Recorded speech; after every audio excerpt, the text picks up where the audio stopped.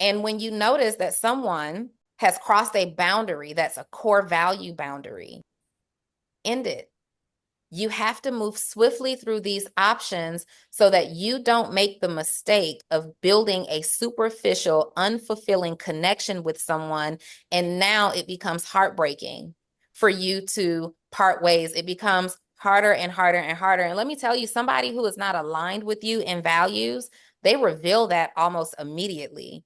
Hi, I'm Clarissa from Love Fearlessly. I want to tell you about the products we create with faith and purpose in mind.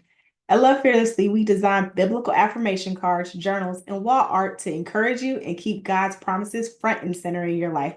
These are more than just beautiful items, they're tools to help you stay rooted in Scripture, speak life over yourself, and create an atmosphere of faith in your home. Whether you're starting your day with affirmations, journaling your prayers, or decorating your space with God's truths, our products are here to remind you that His love and promises never fail. So if you're ready to bring more faith and encouragement into your daily life, check us out. At Love Fearlessly, we're here to help you live boldly in God's love. What's up, Bravehearts community? This is Sean Heineman, your premier pre-engagement coach, back with another segment of It's Scary to Remarry, inspiring you to love fearlessly in the building. Well, not in the building, but I like saying it. My co-host, Aquila Maddox. How are you doing this evening, Q? I'm doing good as always. And of course, I'm highly excited for this segment.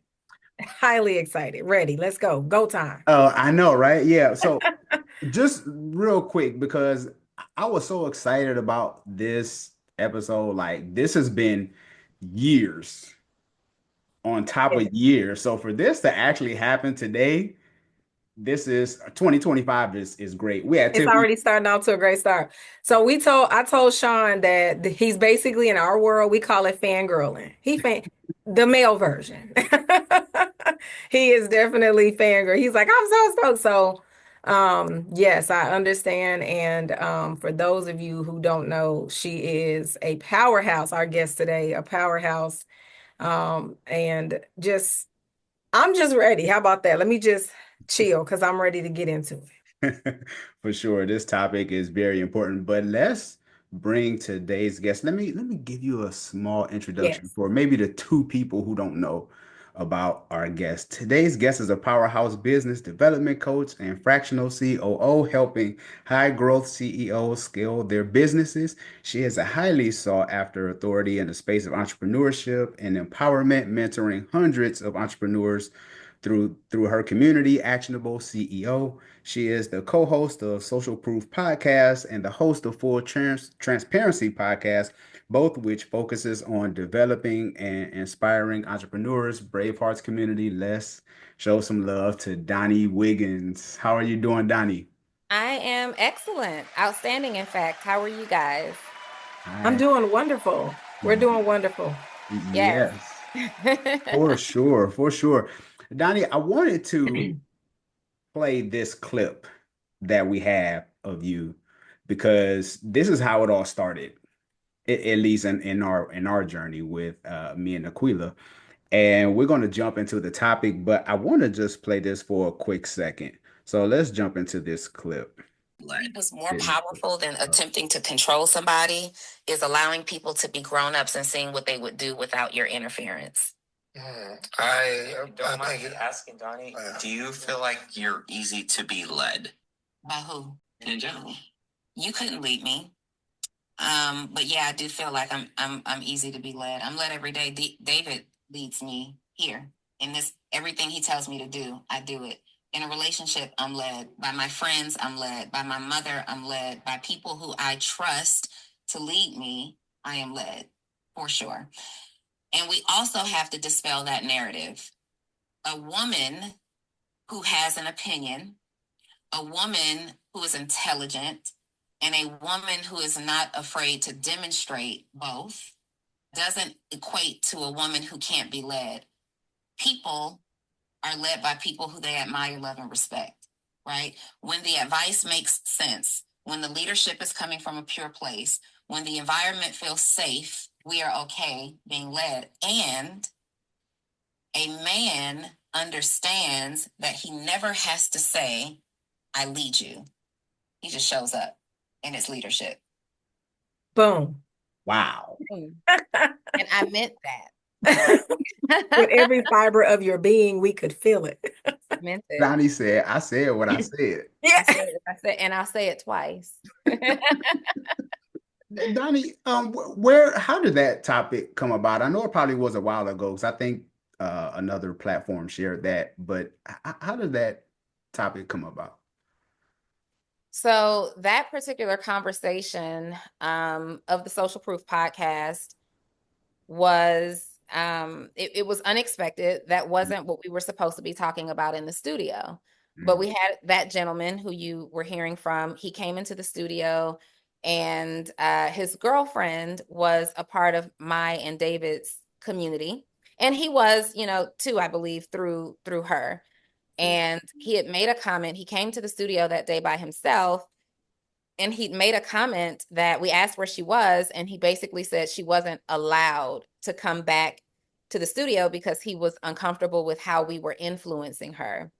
And then even more so, how David was influencing her.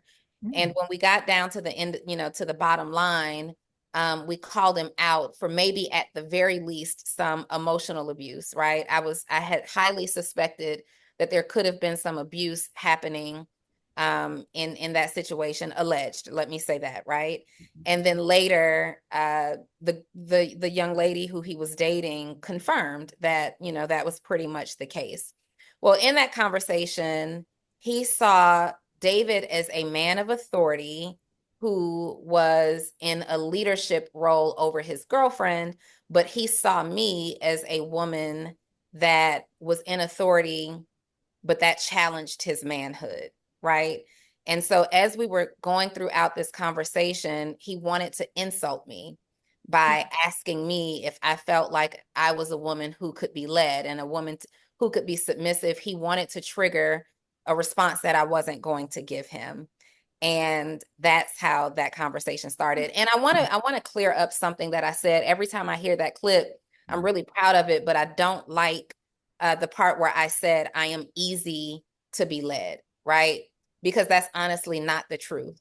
Agreed. You don't want someone who is easily led, nor do you want to be a person who is easily led, because a person who is easily led lacks discernment.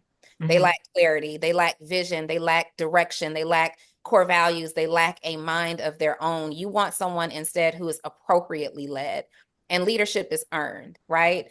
And there were people who were arguing in that comment, saying she doesn't understand leadership because you go to work and you're led by, your employer. Well, that's leadership that in that case, that person would have signed up for, right? I am applying for this role. I understand that exchange for this salary, there is leadership and governance that I have to abide by. In my friendships, in my relationships, in personal in engagements, you sign up for that leadership. And I don't believe that any one person will ever earn the right to be in dictatorship or absolute authority over another person. Leadership is also understanding teamwork, right? A leader understands that in order to be effective and an outstanding leader, that you have to be willing to play all the roles, or have at least at one point played all the roles on a team. And leadership doesn't mean I get to tell you what to do. Leadership means that I have a vision, and I come to the other team players or other parties involved. I communicate that vision with love. That vision typically is in honor of both parties or all parties' best interest, and we agree. And because this was your vision, this was your idea, this is where you'd like to take us, I trust the vision that you have for me. That's leadership. That's submission. I love it. I love it. And I must say, I like to always give the disclaimer that when it comes to relationship conversations, you got to check your source, because if people don't respect or honor relationship, you're not in favor of relationship, you are divisive in your approach when it comes to relationship, you're selfish in your perspective, we are not for none of that. So you have to know when it comes to whoever you're listening to, if that person is standing, and although people were attacking tone, I could tell, I was like, something happened, that made the tone be what it was, but the message was still valid. And Yeah, we were talking to a master manipulator, right? mm, And the thing about people, well, I don't know how masterful he is at manipulating, but he was masterful in that particular dynamic. And the thing about an abuser or a manipulator is that they believe so much in their own narrative that they believe that that manipulation can translate across the board. And he didn't realize that he was now engaged with a woman who's not going for it, right? He was engaged with a woman who has some experience both as a team player, both as a submissive woman, and also as a leader. He didn't realize that he'd come across a woman who was incredibly personally developed, and he just couldn't run that past me. So he wasn't prepared for the conversation. He wasn't prepared to be called out on his lack of confidence, his inabilities, his shortcomings as a man, and what he brought to that table. And he probably would have been better off maybe not showing up that day, keeping his mouth shut, because I was able to, as a woman who's experienced that type of manipulation, and years ago, as a woman who's experienced abuse, I was able to clock it immediately. And I have no empathy for a man who physically or significantly emotionally abuses a woman to a place where he has this mind control over her. And just throughout that conversation, I knew what I was dealing with. You'll see me in that episode sending text messages because I needed to check on that person immediately, and I received confirmation. So what you saw was me, I wanted to change the conversation, right? Because I didn't want to attack him without knowing, but also don't ask me questions you don't want the answer to.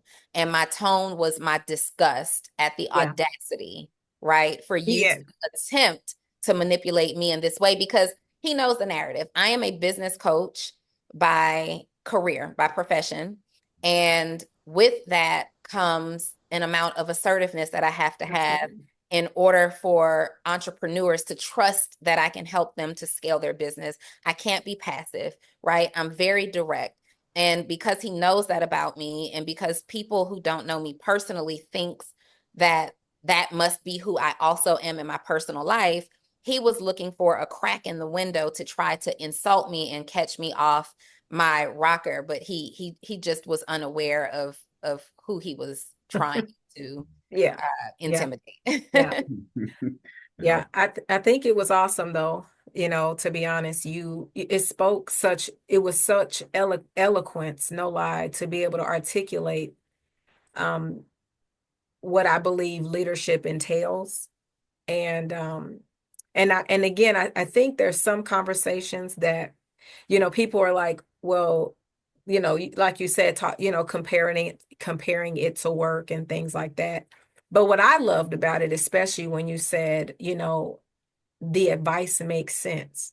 I think that people forget that very small attribute to leadership or submitting is that just because one submits, and I'm a woman who also is a submissive woman. I believe in, leadership. I believe in, yielding to the leadership of, my significant other or my husband or what have you. And with that being said, advice still can make sense. We get to have a voice, and that's what I feel like you also communicated was you don't have to negate your voice just because there is leadership in the room. So like you said, you can show up in your leadership, and David can still show up in his leadership. And if he gives you some direction in some other way, that doesn't mean you don't have an opinion or thoughts, or you get to ask a question or challenge or whatever the case may be. But you can get to a place because there is trust where you say, okay, I hear you out. That does make sense. And I'm going to surrender or yield to that direction.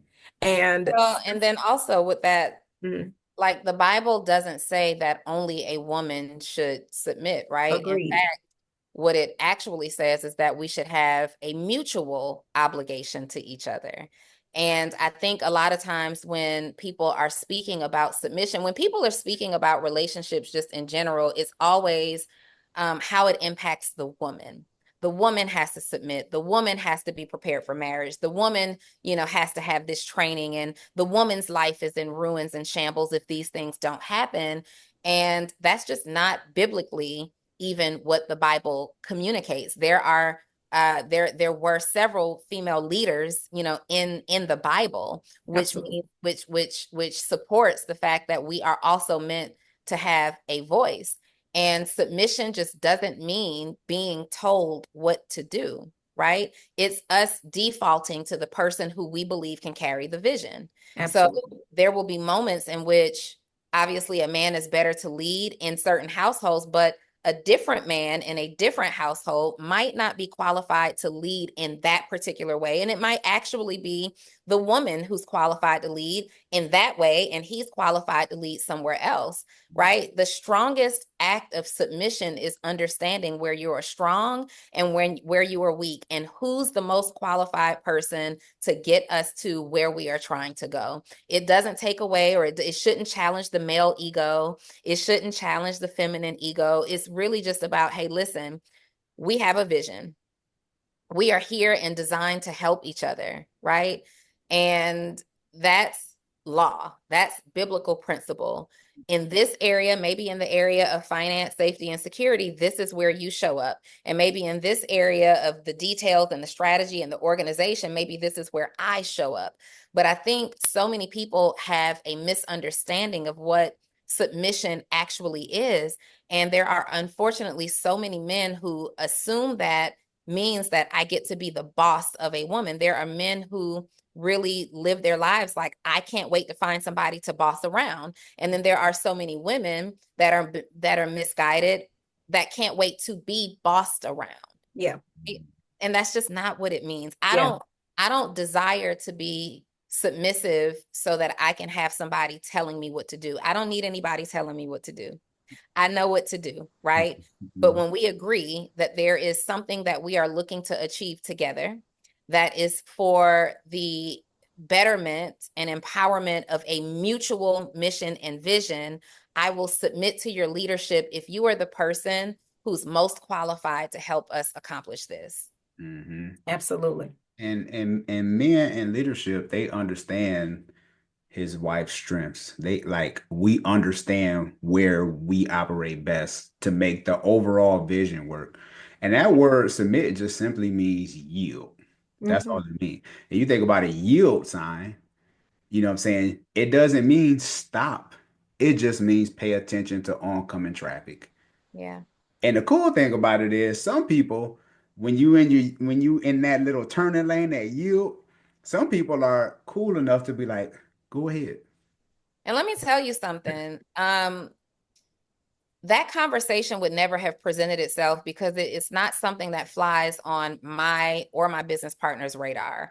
I don't sit amongst my friends and men and debate submission and leadership. It's Agreed. ridiculous, right? It is. It's just the men that I date have never asked me if I have the ability to be submissive. It's just never been a conversation.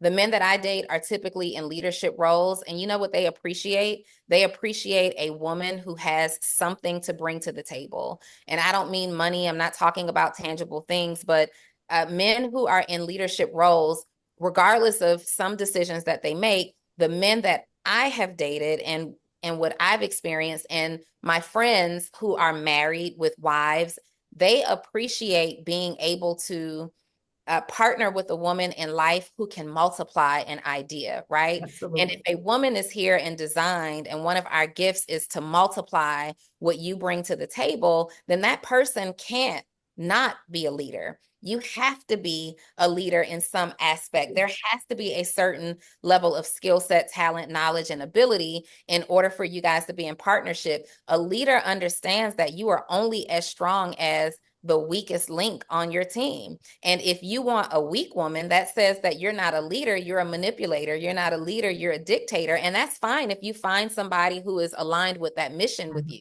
But if we're talking about submission and we're talking about leadership, we're actually talking more about working together and being agreeable, reasonably agreeable, being interested in understanding what the vision is, being interested in hearing other people out and being interested in understanding and being on the same page, right? You can be in leadership and and in partnership at the same time. In Mhm. my business relationship with David, we are business partners, but we are also very much leaders in our own right. He brings a particular set of skills to the table that I will defer to him on any day of the week. And I bring a particular set of skills to the table that he will defer to me on any day of the week. I don't attempt to cross-pollinate in his skill set pool, and he doesn't attempt to do the same in my skill set pool. And that's why we work so well together, because we understand submission and we understand that it's appropriate for both parties, because it's not about our ego. It's about, what do we want to accomplish together in this life? That's in business partnership, that's in friendship, that's in marriage. Like, the conversation about leadership and submission is so insignificant to me, because if you want someone to tell you what to do, go find that. If that's what you believe leadership is, go find that. But if you want someone that you're working in unison with, in harmony with, and you're looking to be on the same page, and that's what submission and leadership means to you, go find that. The good news is we get to go and find our choices. Absolutely. If my view doesn't align with you, just don't date me.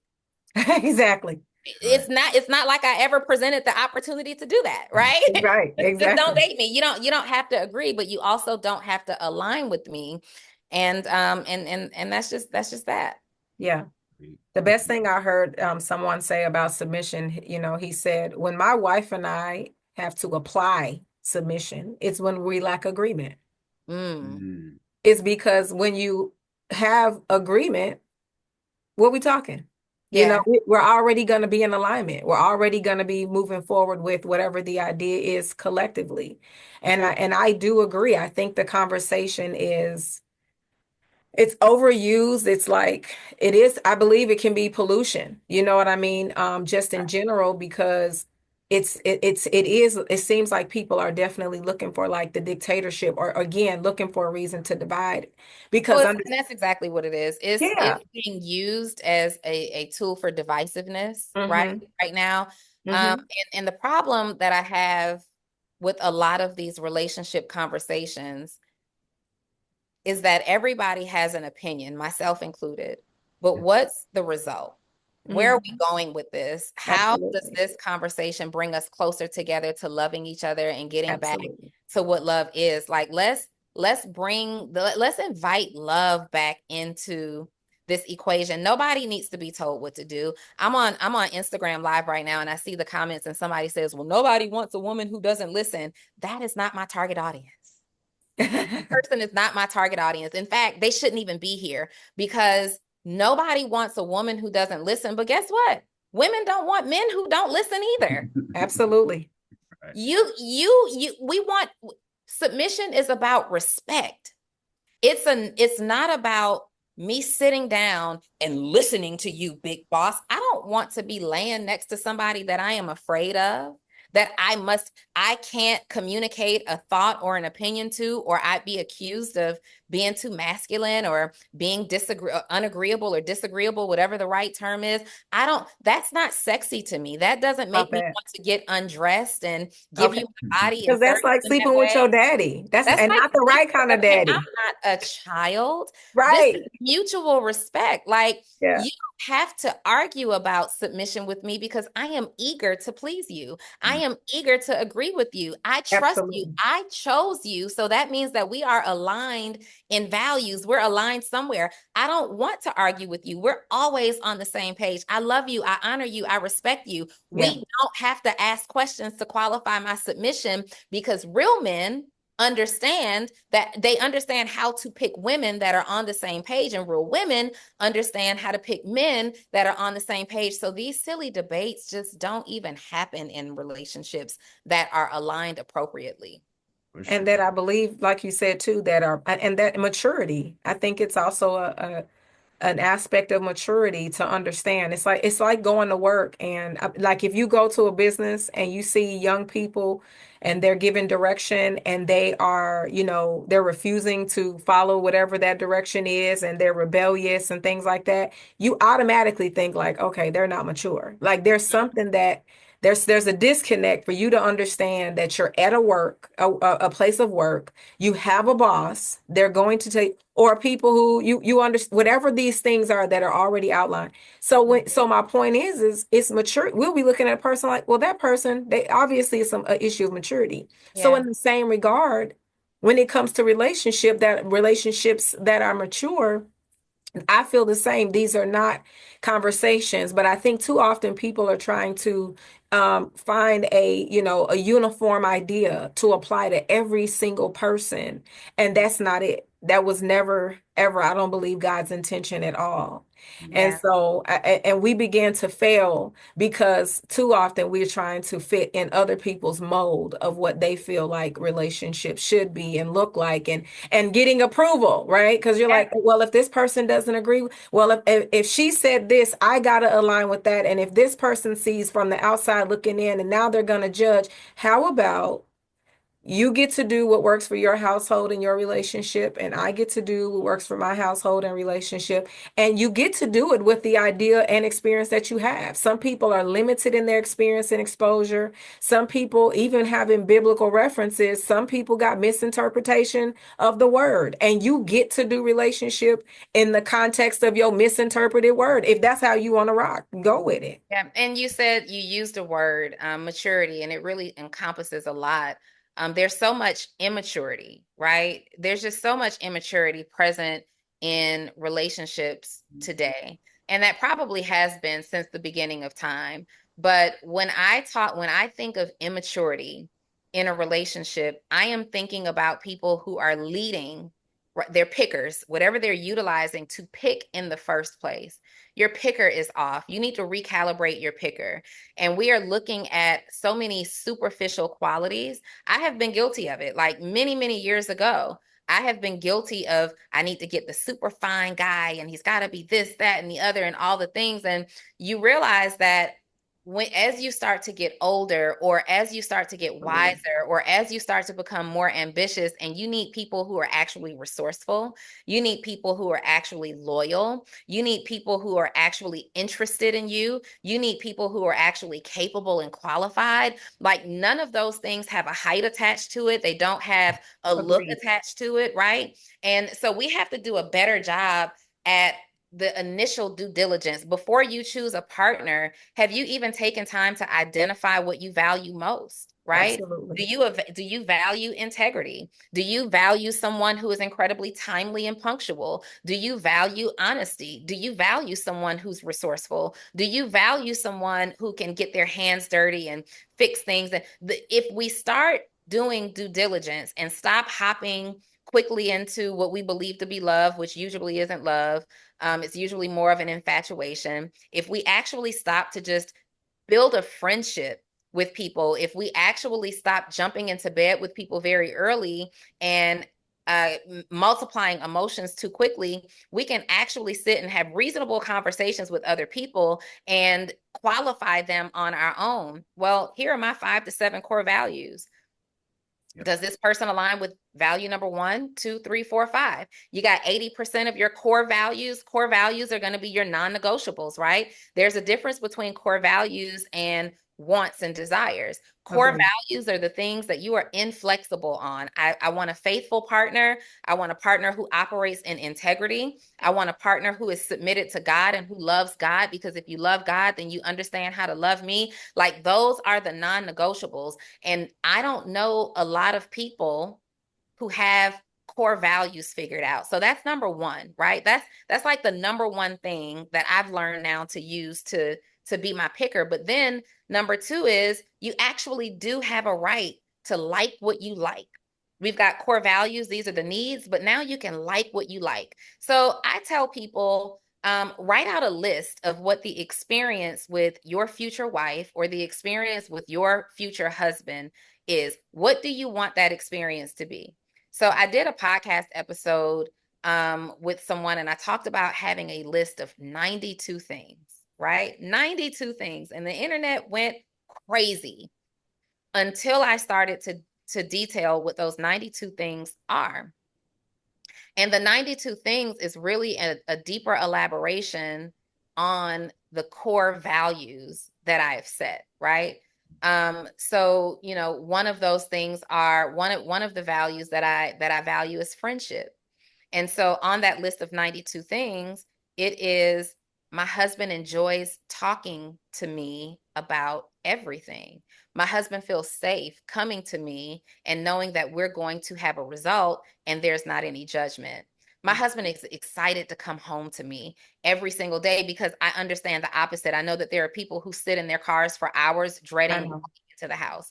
I know that there are people who dread hanging out with their significant other's friends or bringing their significant other around their friends. Well, that's a core value violation of mine. And I can either choose to honor that or I can choose to ignore it. And usually, when you ignore a core value, not the superficial stuff, but a core value, that's when you're in your home debating over small things because the relationship just didn't make sense in the first place. Agreed. Mhm. This is so good. Donnie, who inspired you to become the woman you are today? It's much less of a who and more about my journey, you know, just overall. My mom was my very first mentor ever, right? She was the very first person that I admired. Um, I grew up in a two-parent household, right? I grew up in a two-parent household with my mom and my stepfather, who has been in my life since I was like 3 or 4 years old to present time. So I got to see an example of, you know, what I did want and what I don't want in a relationship. But I grew up in unconditional love, period. Whether there were things that I admired about my parents' relationship or did not align with me, I grew up in unconditional love. And that opened the door for me to really desire that for myself, to be that, you know, to be that person in the relationship. I certainly learned my ambition and loyalty. I believe I got my intelligence. It started right in my own household. But then, you know, as you grow up and you go throughout life, you start to pick up your own experiences. You start to make your own mistakes. You start to make your own friends. You start to pick up influences that your parents would never choose for you. And I believe that I have been inspired by all of the rights and all of the wrongs that I have gone through. The mistakes have inspired me to be better. I'm constantly in a season of becoming every single day. Like I will never say I am who I am supposed to be, right? I am on the track that I am supposed to be on consistently, but I am constantly becoming. And that's come from human examples, experiences. I read a lot of books. I watch a lot of documentaries. I observe a lot of people. Like we can really figure this out just by paying attention. A Agreed. lot of people living lives that I do not desire to live. So when I see that, I do the opposite. When I see that, I try to understand like, ooh, what is it about that dynamic that I don't find desirable? And then I reverse engineer what maybe got people to that point, and I do my very best. I don't live a perfect life, right? I understand that everybody's not going to be aligned with the way that I think, and that's okay. You're just not my target audience, and that is okay. Absolutely. For sure. I agree. Because I was watching you and David one day, and you said something that stuck with me. And I think you gave the credit to somebody, but you said you were born looking like your parents and die looking like your decisions. Yeah. Yes. We're all born looking like our parents, but we will Mhm. die looking like our decisions. And what that means is when we are born into this world, it is up to our parents to instill our very first set of beliefs into us, right? We are born into whatever their financial status is. We live in whatever environment they provide for us. We live our lives, we do based on whatever decisions they choose for us. That's just how it works here, right? But as you get older, as you get more experience, as you develop more freedom, you start to now have the ability to make your own choices, right? You now have the right to choose. And you can stay a product of whatever you were born into. If that was great, good for you, multiply that. But if you grew up, if you were born into conditions that you don't desire for yourself, you can't continue to say, well, raised in these projects and I went through this trauma. We're all connected to some type of trauma. We've all gone through things. And there's a story that has always stuck with me about two brothers who grew up in a household with their parents. Absolutely. The mother was abused by the father. The father was an alcoholic. He was very violent, and he abused the mom in front of these two brothers. These two brothers would go on, they would grow up, they would become adults who made their own decisions. And one day they were interviewed. The one brother was, I believe, homeless. He was an alcoholic, and Yep. he had been abusive in his own relationships. And the interviewer asked that brother, why do you think you became the exact thing that your father was? And he said, well, I mean, I grew up in a house watching my dad beat my mom. I was born into this. I am this way because that's the example that my dad set for me. And then they asked the other brother the very same question. Well, you are a great spouse. You're honorable. You don't touch alcohol. You've never raised your hand to your spouse. Growing up in an abusive household, how did you beat that odd?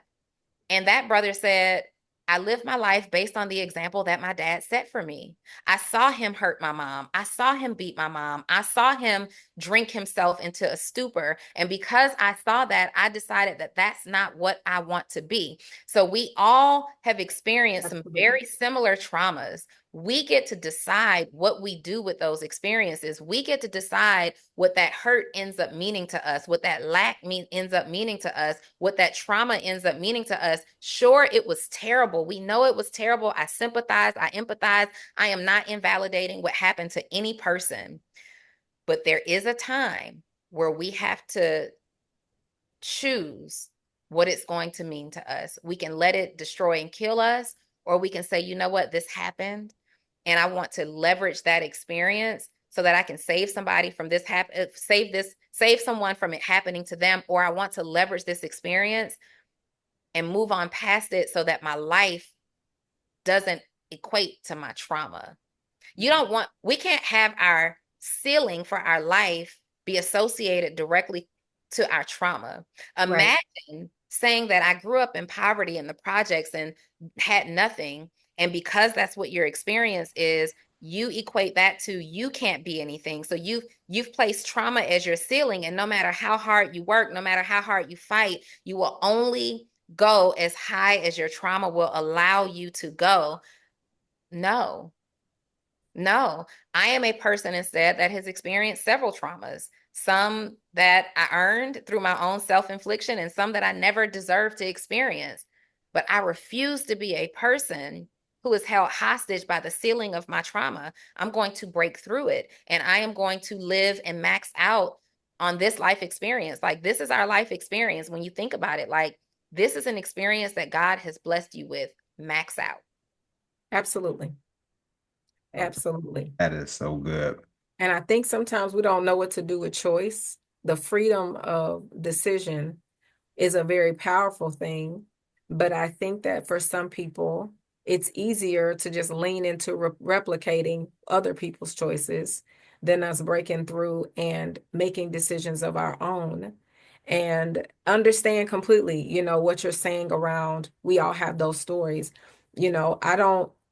I don't think for a moment that, and I think sometimes there's a misunderstanding that everything you go through, God wants you to go through, because that's not true. There's a reality that there is evil and there is bad in the world, and people have choices. And so some people choose to align with that. So to anybody that's dealing with anything, whether it's relationship related, whether it's personal, and having my own a long list of just even in my reality, like 2024, I lost so many people. Having a family where my mother is a sibling of 16, my siblings I'm one of 8. It's so many people, but all those people mean a lot of loss. But we get to decide how we're going to manage all of these unfortunate experiences that we don't get to always bypass. Yeah. And I believe in prayer, but we don't get to always pray away. And that's another point of maturity, because I know that my kids would want to have every good, perfect experience there was. They would never want to have to be responsible to do anything that develops them personally, whether it's cleaning up. They wouldn't choose that. But Yeah. in adulting and becoming mature, we understand that that is the beauty of discipline, is we are moving beyond what we feel. We're not allowing our emotions to just lead us and guide us to our decision making. So it goes back to when you were talking about just again understanding leadership and these various things. We get to decide how we're going to, you get to have feelings, but you get to decide if you're going to allow your feelings to be your leader, and your feelings get to have a place. But then at some point, they need to not be the ruler of every decision you make. And they will definitely, let me tell you something. If you give them the room, they will wear you out. So you don't have to, but you don't have to. So I think it's wonderful to know that we have another choice. That I hear that story all the time. And I think about that because I'm one of 8 who grew up in a home where at one point my dad abused my mother and things like that. And it could make a person be like, in some cases, someone would be like, well, why would, how do you believe in love? I'm divorced. And because I get to decide, I get to lean into still having hope and believing love. And I saw my parents love each other. And then I saw them also struggle with maturity too, as I know it from this point of view. As a child, you don't know. But as an older person who also got to ask them questions, we get to decide. Like, I know that I want relationship, but I know that it's not self-seeking, which means that it's not always about us. And too many times the conversation is led with so much I, that two can't become one if you are the one by yourself. Yep. Yeah, that's good. Love it. I wanted to take a quick break for our sponsor from Love Fearlessly Intimacy Card Deck. This is a deck that my wife and I created, put our heads together after 7 years of marriage. I was previously married. Just everything that we learned about relationships, and decided to come up with some intimacy cards that I believe help will get you to know your significant other or your spouse better in a more intimate way. Donnie, so I want to pull a card from the deck, and I want to ask you one question from the deck. Okay. All right. Yeah, we go. Yeah, this is the safe one. Who provided a safe space for your feelings in childhood? Everybody. Mm, Thankfully, I grew up, my childhood was awesome. It wasn't perfect, but it was awesome. And everybody who was responsible, the community that my mom placed me in, mm, from my great aunts to my cousins and my godparents, even her friends, everybody was a safe space for me. I could go to any of them and have a tough conversation. I could confide in anybody. And I will say that my mom and dad did a great job at making sure that I was supported, that I was looked after. I'm an only child.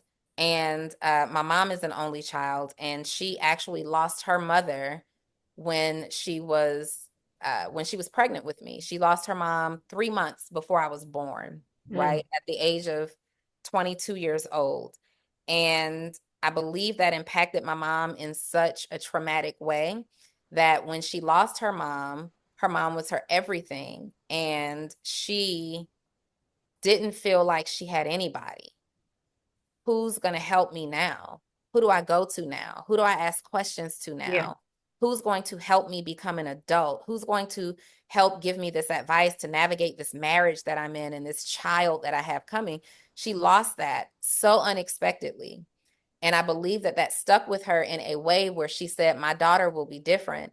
I am going to make sure I build a community around her, because out of fear and out of maturity, she said, if anything ever happens to me, she will not be left alone. She will have a strong community of people who look after her, who I trust to advise her and counsel her, and who will take care of her and provide for her. And that's what I had as a child. Awesome. mm. I love that. That's What good. a blessing. Yeah, for Amen. sure. I mean, I appreciate community. My mother having 8 kids and 15 siblings, community came standard. So she as well Mm, Yeah. constantly made sure. I mean, and I have community everywhere Mm-hmm. because that's something that I saw my mom also create. So I feel the same way. Community is a beautiful thing, but it's a necessity. I don't know how people do in life without community. yeah. Yeah, it's an absolute necessity. They're not doing in life without community. They're just Agreed. kind of forging through. It's very difficult to do anything successfully by yourself forever, right? Yes. You need people, you need Yeah. friends, you need romantic relationships, maybe your companionship, whatever Yeah. you choose for yourself. And I'm not suggesting everybody needs to get married and have a ton of friends, but you need people around you. That's how we were Yeah. designed to do life since the beginning of life. Yeah. For sure. I Agreed. love it. Cause I mean, even with me and Aquila, we got together and Listen. podcast on another level now. Yeah, Listen. Couldn't do it by myself. for sure. For sure. Love it. I kind of want to jump into some of these relationship questions real quick, Donnie, before I let you go. Uh, your thoughts. When it comes to men, do you think men are born leaders or do you think they're made? Do I think they're born leaders or do I think they're made? I think everybody is born with the ability to lead, but I think uh, men or whoever are developed into leaders by the things that they learn in their experiences. Like you have to go through some things. You have to go through some obstacles and some challenges. You have to successfully solve some problems, right? In order to be a leader, you have to demonstrate your resourcefulness, and those things are not automatic. So your life's experiences determines your ability to lead, your training, your mentorship. Are you being led by anybody? Is there anybody who leads you? Are you Absolutely. strong enough to submit to anybody else's leadership? Like all of those things make a difference in the quality of your leadership. So definitely developed. Hmm. I agree. I Yeah, agree. because I tell people, even to the guys that I talk to, who's discipling you? Yep. You know, are you able to submit to another man's vision before you end up taking your own vision? And even with women too, I'm like, hey, make sure that this guy know how to submit himself. Yeah, for sure. You know. I want to honor your time. I want to ask this last question. What final piece of advice would you give to women who are looking for a man with strong leadership qualities? Ah, what advice would I give to women who are looking for men with strong leadership qualities? Or a man, and going into marriage, looking for marriage. Hmm. What advice would I give to a woman who's looking for a man with strong leadership qualities? I would definitely advise that woman to be clear in what leadership looks like to her first, right? What does that look like to you? What's the outcome that you want, right? Are you looking for someone, and people want different things. Are you looking for somebody to be in partnership with? Do you want somebody to be a team player with? Do you want someone that you can build with? Because every man doesn't desire that, and everybody's leadership style is different. Some people want, the shut up and listen woman. Some men want the you do your thing over there and be great while I go and do my thing over here and be great. And that's that for that family or that dynamic. And then some men desire a woman again who can multiply or contribute or add to, right? What they have going on. So number one, figuring out what leadership actually looks like to you. Also understanding yourself, understanding what your love language is or what your love languages are, right? How do you need to be loved? Because that looks different too. For everyone. And men who are leaders want to feel significant. They want to feel respected. And oftentimes, when a woman isn't being loved the way she feels she needs to be loved, then we start to nag and complain, and that comes across to men as, well, you don't need me, I'm not good enough for you, you're nagging me, I'm complaining, so I don't fit into your mold of life, when really the truth is really just that she chose someone or allowed herself to be chosen by somebody who didn't honor the way she needed to be loved. And then ultimately, and the strongest piece of advice that I would give to anybody, but especially women who desire to match with men who are strong and who are leaders, is to continue to work on yourself. Continue to be the best, like to continue the journey of evolving into the best version of yourself, and understand that journey of evolution can never stop. It never stops. In life, if you are not growing, you are dying, right? Agreed. And so every single day you wake up, your goal should be to be better than the person that you were yesterday. And let me tell you something, ladies. If you are out here living your life in honor and integrity and with gratitude, a heart of gratitude.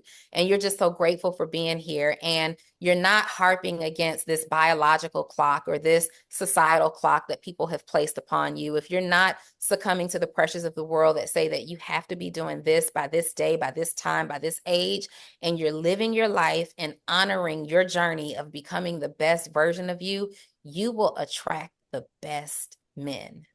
You will attract the best men. Agreed. Now, all those men that you attract are not going to be the man for Agreed. you, right? But Mm.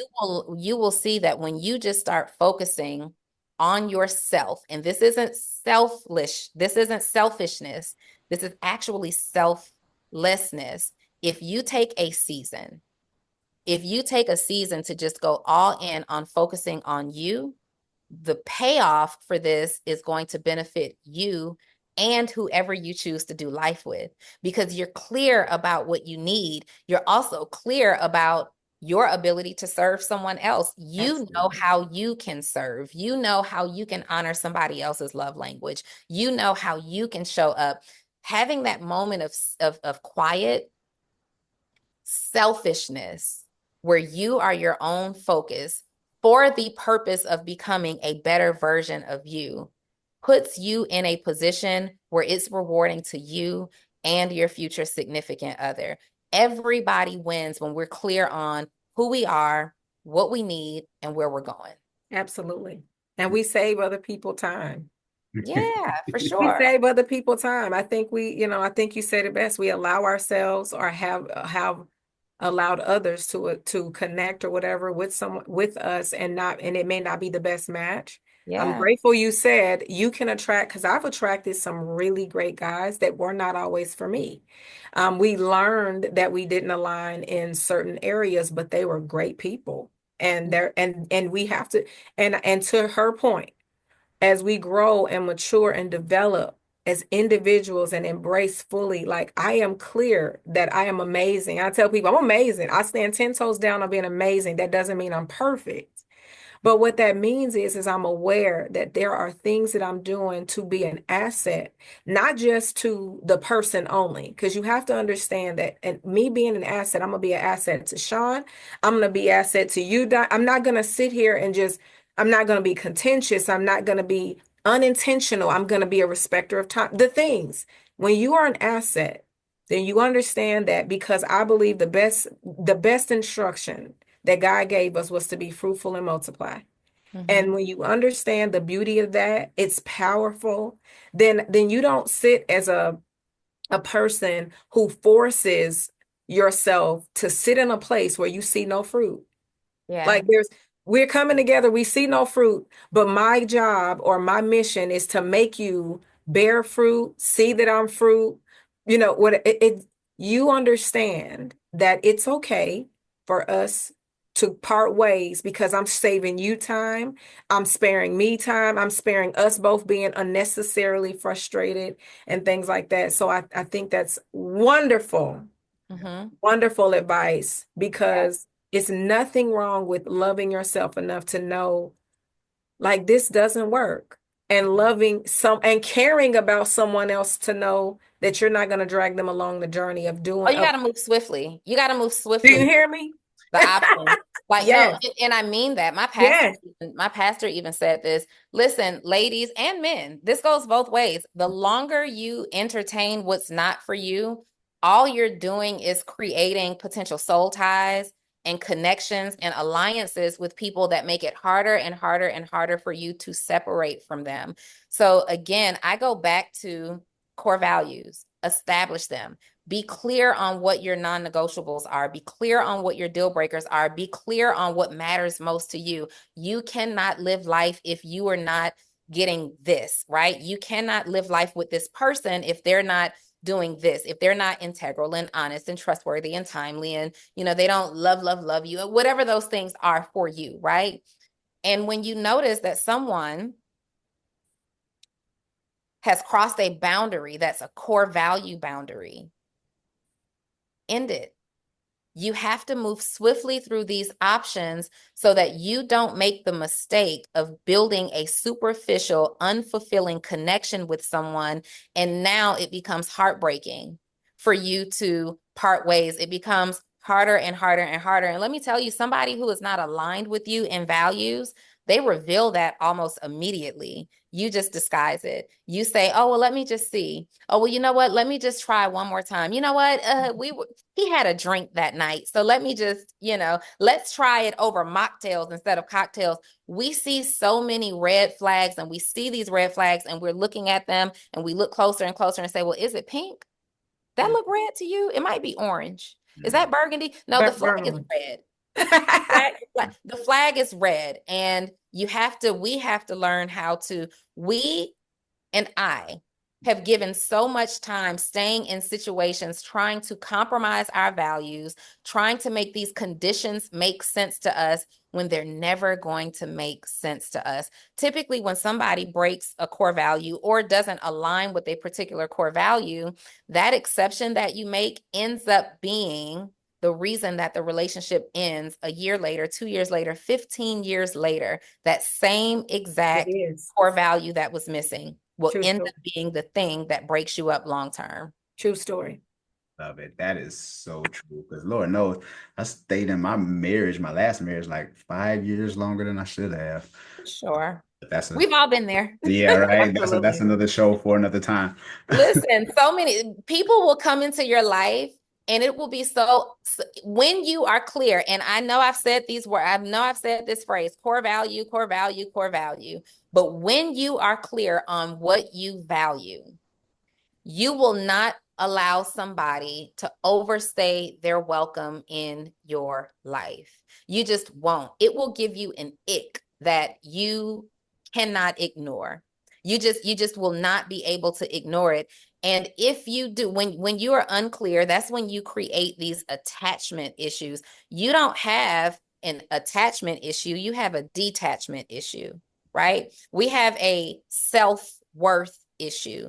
You want to attract a man, ladies, who are valuable. You have to understand that you're valuable first. And if you don't feel valuable, you have to do the work until you become valuable enough in your eyes that you understand that you deserve that value from somebody else. You deserve somebody who reciprocates that energy. You deserve somebody who is excited about you in constant pursuit of becoming the best version of yourself. You deserve somebody who's not in competition with you. You deserve somebody who's not calculating how many times you didn't agree with them on something that's just easily solvable via a conversation. You deserve somebody who honors and respects having a conversation with you. You deserve somebody who wants to love you in a way that they respect what you bring to the table. They respect your opinion. They respect how their decisions impact you. Absolutely. You deserve that. But the only way that you get there, really and truly, the only way that you get there is by constantly being on this journey of becoming your best self. And if you need examples, I will tell you that your first example is your current environment.